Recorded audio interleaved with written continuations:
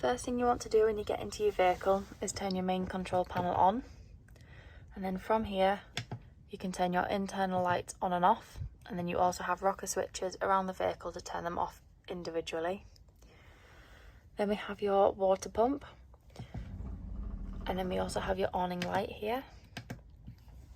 Below we've got your levels, so you can check your leisure battery levels, your vehicle battery, your water levels, and you can also dim the panel down to make it less bright on a night time when you're sleeping.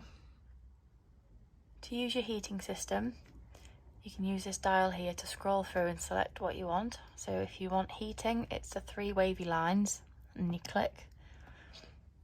So you can either have it on boost, normal or eco. And then you've got temperature, so you can scroll from 35, you can scroll all the way down to about 5 degrees.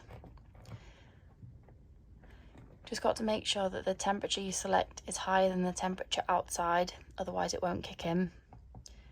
Then when you press, this little button here will turn green. This means that your heating's working. If it turns red, it means that it's failed, and this could be because you've run out of diesel if you've got less than a quarter of a tank. If that happens, just refill. You might have to bleed the system again, but just keep turning it on until the light goes green and your heating will be working again. If you don't want to use your heating, you can scroll across to ventilation. You've got a few different levels. You've got level 1 to 4. 4 is the highest. And then you can have it for a max duration, or you can set it for a certain amount of time. And then this will go blue. This just blows the air around the vehicle instead of heating it.